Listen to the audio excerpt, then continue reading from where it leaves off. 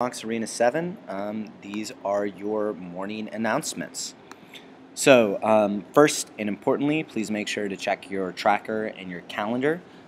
If these are not updating or there's something wrong, you need to let me know about them. There are a lot of people who are just kind of like going through whatever schoolwork they have that's in front of them without checking your tracker.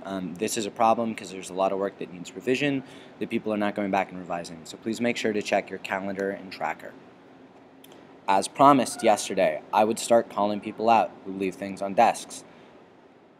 Felix, this is your space from yesterday. It included an unopened lunch and a thing of milk and papers. I will help you with the papers. I will not help you clean up your lunch.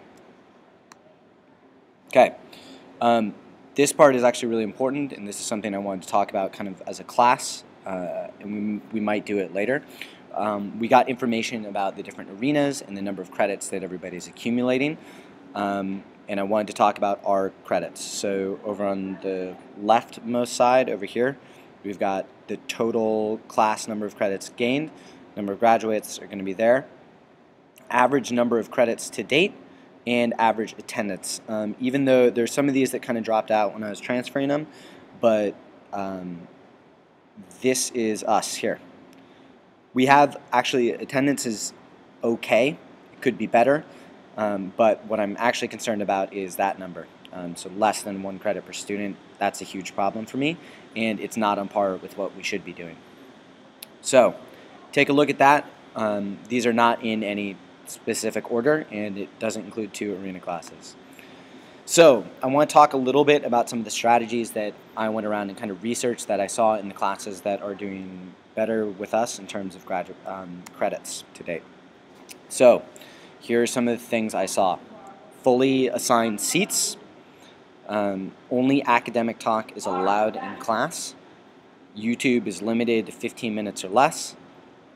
Students are required to stay after school if they're not doing what they need to do. Students don't leave before 1:30.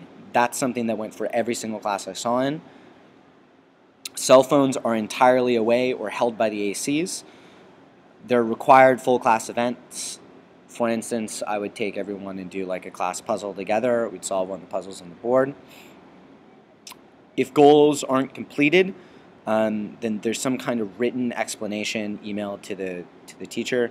And finally, I've seen a couple of places where there are goal-related contracts. So for instance, if you don't meet your goal 4 to 5 times a week, you meet with parent, aide, Carolina, and Ty.